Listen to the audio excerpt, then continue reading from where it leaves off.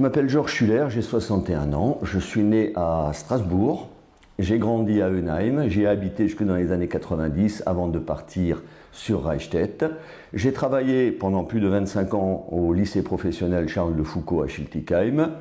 Je suis engagé dans le monde associatif depuis les années 80. J'ai entraîné pendant une dizaine d'années la SPTT Strasbourg avant de devenir le président du club omnisport de Reichstätt, 12 sections avec plus de 1300 membres. J'ai également participé à la création de la section escalade, de la section planche à voile. Voilà un petit peu mon parcours. Mon parcours politique est relativement récent. Je suis devenu maire en 2008 et conseiller régional début 2016. Quel est le sens de votre candidature? Pourquoi vous voulez aujourd'hui devenir député? Je crois que le rôle du député est de contrôler bien sûr les actions du gouvernement, mais également de proposer des textes de loi.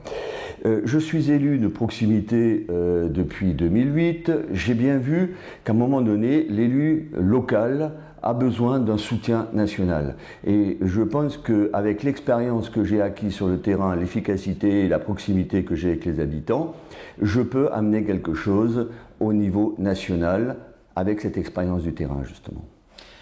Comment vous envisagez votre rôle de député? Comment vous voulez être? Si jamais les électeurs vous donnent leur suffrage, oui. Comment vous serez comme député? Distant, vous les rencontrerez souvent, vous leur demanderez leur avis? Je crois que je ne changerai pas.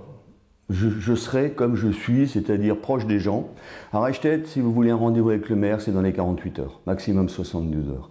Alors bien sûr, en tant que député, je ne pourrais peut-être pas répondre à ce calendrier, mais pour moi, la proximité est importante. Donc déjà, toujours un contact avec les gens. Alors bien sûr, on peut le faire sous forme d'un journal, sous forme de moyens modernes de communication, mais également associer les gens aux décisions en amont un petit peu et après les textes de manière à avoir toujours cette proximité avec eux. Ça c'est le premier cas. Et deuxième cas, c'est également associer les élus. Et associer les élus, que ce soit les élus locaux, mais également les élus départementaux, les élus régionaux. Vous étiez le suppléant d'André Schneider, donc le député sortant. Alors André Schneider, lui, il avait un rapport compliqué avec ses citoyens, parce que quand ça le gênait, il ne répondait pas. Est-ce que vous ferez pareil?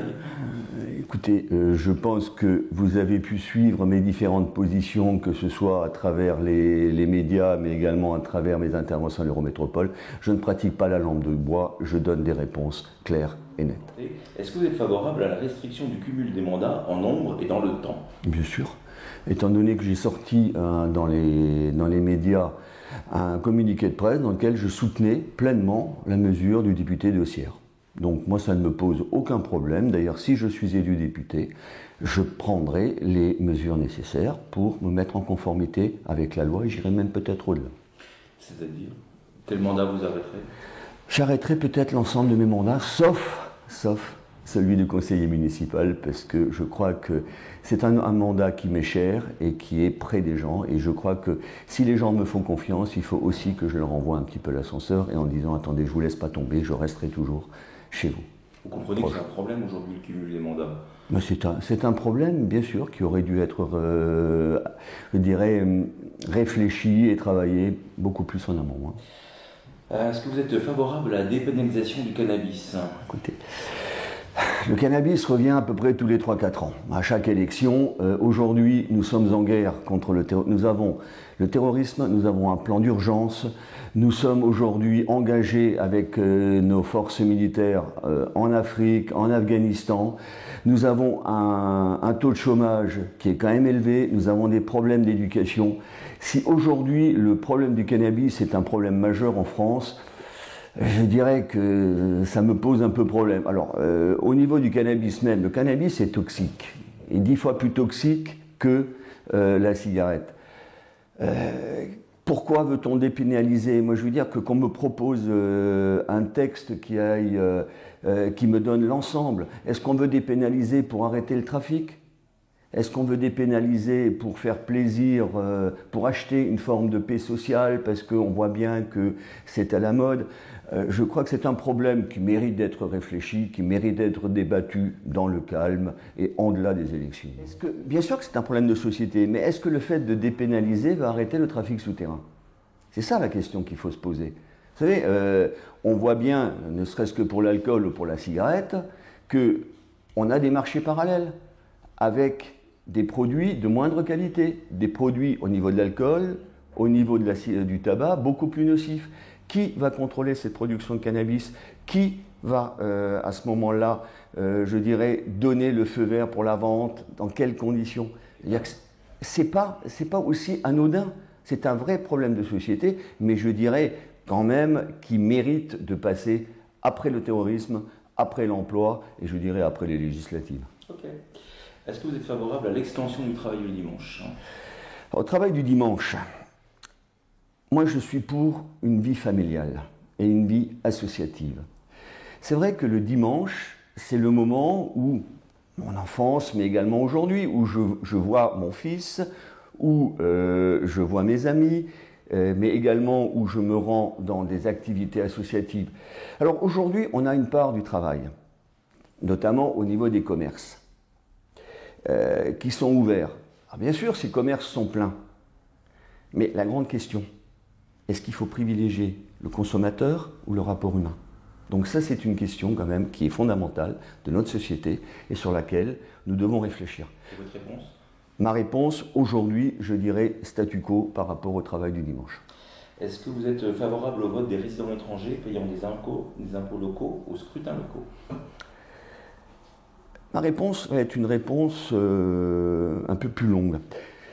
Pour voter, et pour voter aux élections en France, moi je dirais avant tout, il faut adhérer au projet de la France. Donc il faut avoir la nationalité française. Cette nationalité, on pourrait la revoir, les conditions d'acquisition de la nationalité française.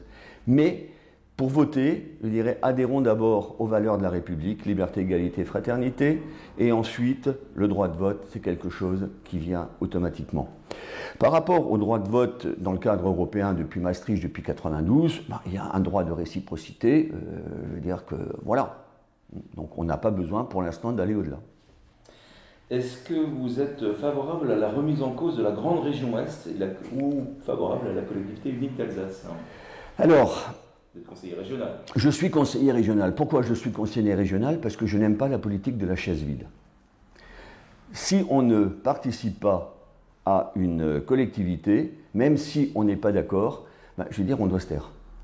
Quand j'entends les cris d'Orphée de certains au sujet « revenons sur l'Alsace », revenons... Oui, bien sûr, je suis favorable à, non pas à un retour, mais à une autre application de la loi NOTRe. La loi NOTRe nous permet d'avoir le même statut que la Corse. Comment? Tout simplement en fusionnant le département du Haut-Rhin et le département du Bas-Rhin et en transférant un certain nombre de compétences de la région. Là, pour ce statut, je suis favorable. Pour l'autre statut d'autonomie et autres, attendez, il faut rester sérieux. Néanmoins consulté par référendum sur un projet qui n'était pas très éloigné, oui. Non. Les Alsaciens ont dit non à un référendum. Je dirais déjà, il faut voir deux critères qui se sont passés lors de ce référendum. Le taux de participation qui était très très faible, et je dirais les informations qui ont été diffusées qui relevaient pratiquement de l'aberration. Dire que des fonctionnaires territoriaux allaient perdre leur emploi, c'était dire n'importe quoi. Alors il y a une chose, et je le vois de l'intérieur maintenant, cette région est grande, très grande, trop grande peut-être. Et aujourd'hui, il nous faut revenir à une région de taille plus humaine, mais également pouvant avoir ses incidences au niveau économique, au niveau social. Est-ce que vous êtes favorable au GCO? Bien sûr, parce que mon père élu il y a 30 ans m'en parlait déjà. Il nous faut quelque chose. Alors je ne dis pas que le GCO c'est l'alpha et l'oméga, mais par rapport aux habitants de Strasbourg ou de l'Eurométropole, qui sont quand même traversés par l'A35, il faut un contournement. Et il faut une requalification de l'A35 également. Est-ce que vous pensez que ça va résoudre les problèmes? Ça ne va pas résoudre les problèmes, ça va être au contraire aspirateur à voiture supplémentaire? Non. Je crois que ça va. Les études existent aujourd'hui. Ils ont été faits par l'ASPA, ils ont été faits, mais également par les services de l'État. On aura quand même une décharge significative de l'A35 par rapport sur le GCO. L'autre question qui se posera notamment dans notre région frontalière, c'est la mise en place d'une taxe poids lourd. Et celle-là, de toute manière, je crois qu'elle est nécessaire. Nous ne sommes pas la Bretagne qui finit en cul-de-sac. Nous avons quand même des entrées sur la Suisse, sur l'Allemagne, sur Luxembourg, Belgique. Et donc là, il faut à un moment donné réguler. Alors ça ne veut pas dire que c'est nos entrepreneurs locaux qui devront être pénalisés. Loin de là. Je parle, moi, des étrangers qui traversent notre région. Est-ce que vous êtes favorable au déménagement du port au pétrole, ou en tout cas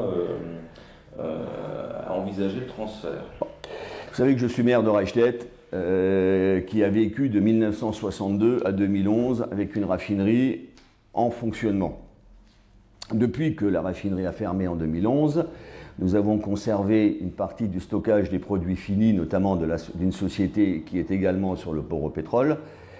Mais le plan particulier des risques technologiques s'est considérablement réduit et nous avons aujourd'hui la possibilité d'une urbanisation qui nous permet d'apporter du logement. Je veux dire, dans le mot port au pétrole, il y a le mot port. Dans le mot port, il y a une proximité avec le fleuve, le Rhin. Donc, difficile de le mettre plus vers l'intérieur des terres. Faut-il le remonter au nord ou au sud? Les coûts d'investissement seront énormes. C'est-à-dire, en tant que député, est-ce que M. Hulot va peut-être nous proposer un arrêt des énergies fossiles, et à ce moment-là, forcément, le port au pétrole n'aura plus d'utilité. Il deviendra peut-être un port aux plaisances. Ça, c'est la première chose. Mais pour l'instant, attendons de voir. Le port au pétrole est là. Il faut bien sûr sécuriser, il faut mettre en place un plan particulier des risques technologiques efficace et cohérent, avec un POI, avec un PPI, et puis arrêter l'urbanisation aussi proche de ce port. Donc aujourd'hui, le foyer Saint-Louis, votre député, prédécesseur, a échappé, faisait la politique de l'anguille, donc il ne voulait pas en parler, tout en ayant donné une partie de sa réserve parlementaire à la paroisse. Est-ce que vous, en tant que député, vous voulez vous investir auprès des habitants? Vous avez dit tout à l'heure que vous étiez proche. Écoutez, je crois que j'ai toujours été proche des habitants. Je les ai concertés à Reichstett pour la réalisation de ce quartier ZAC Les Vergers de Saint-Michel, qui est un quartier vert. Dans votre question, il y a à la limite 3 questions différentes. La première, c'est celle de la concertation avec l'habitat et avec l'habitant. De l'habitat avec l'habitant. C'est un problème qui est avant tout municipal. Vous m'avez dit, j'ai voté le PLUI. Mais bien sûr, parce que légalement, il nous faut un outil d'urbanisme. Sinon, le lambda qui veut poser un Velux, qui veut changer de portail, il ne peut plus le faire si on n'a plus d'outil légal. Qui veut construire sa maison, son garage. Donc il nous faut un outil légal. Il nous fallait en plus, dans le cadre de la loi NOTRe, mais également de la loi nationale, que dans les EPCI, dans les communautés de communes, ce PLUI soit applicable aujourd'hui aux 33 communes de l'Eurométropole. 33 communes de l'Eurométropole. Sachant que chaque commune ou chaque ville peut demander une modification de son PLUI en fonction de sa politique de l'habitat. Le foyer Saint-Louis, moi je dirais, j'ai suivi le problème. C'est quand même, on a aujourd'hui, c'est une affaire privée entre un conseil de fabrique et un promoteur, plus ou moins. Si la collectivité avait voulu intervenir, moi je l'ai fait sur Reichstett, quand un bâtiment m'intéresse ou a un intérêt collectif, je fais agir le droit de préemption. Mais le droit de préemption, ce n'est pas le député qui le fait agir, c'est le maire de la ville. Par contre, là où le député pourra intervenir, c'est dans une loi sur l'habitat. Sur une loi sur l'habitat, j'en pense notamment à 2. Je pense à la loi SRU, Solidarité Renouvellement Urbain, qui dit qu'il faut avoir 25% de logements sociaux dans toutes les communes de plus de 3500 habitants dans les communautés de communes. Je dirais, cette loi mérite un rafraîchissement. Non pas qu'il ne faut pas construire de logements sociaux, mais il faut toujours avoir 25% du nombre de logements existants. Or, une loi ne peut pas être rétroactive, mais lorsque la loi a commencé à s'appliquer, on a pris le nombre de logements qui existaient dans les communes, et là-dessus, il fallait avoir 20, puis 25%. La deuxième chose où le député pourra intervenir, c'est de fixer un delta de densification peut-être par hectare. Je vois bien qu'aujourd'hui, on a une densification qui varie dans l'Eurométropole entre 150, 160 logements dans certains quartiers et à 30, 35 dans d'autres quartiers. Alors bien sûr, la zone urbaine n'est pas la même que la périurbaine, mais néanmoins, on pourrait fixer, et également peut-être fixer un seuil de concertation avec les habitants. Voilà un petit peu ma... Si vous étiez maire de Strasbourg, qu'est-ce que vous auriez fait pour le foyer Saint-Louis? Je ne suis pas maire de Strasbourg, je suis maire de Reichstett. Et donc je ne me prononcerai pas sur une décision qui est de la compétence pure du conseil municipal de Strasbourg. Je pense qu'il y a une opposition, il y a une majorité, il y a un débat démocratique qui doit avoir lieu. Moi je dirais, vous me posez la question, je vous réponds également, j'aurais sûrement plus concerté les habitants que cela n'a été fait. Le foyer Saint-Louis, la fabrique n'est pas une affaire privée, hein, puisque c'est public. Mais c'est quand même le... Moi j'ai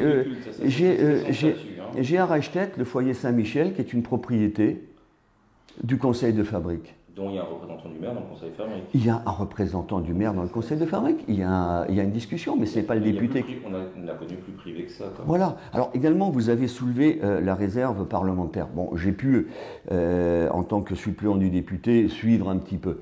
Il y a une chose qu'il faut laisser à André Schneider, c'est son honnêteté et la manière dont il a réparti sa réserve parlementaire. C'est-à-dire que l'ensemble des différents cultes a bénéficié de cette réserve parlementaire et la réserve qui a été donnée, je dirais, à la paroisse catholique de la Robertsau ne l'a pas été dans le cadre du foyer Saint-Louis, mais dans le cadre d'une action ou de fonctionnement pour des actions bien spécifiques. Mais il ne s'en est jamais justifié. Hein. On l'a interpellé et jamais on a eu de réponse. C'est André Schneider, je m'appelle Georges Schuller. En guise de conclusion ? En guise de conclusion, je crois que aujourd'hui, avec mon expérience du terrain, le fait, je ne suis pas un professionnel de la politique, j'ai mon franc-parler, j'ai ma capacité de travail qui est importante, je pense pouvoir faire un bon député pour la 3e circonscription du Bas-Rhin. Merci beaucoup. De rien.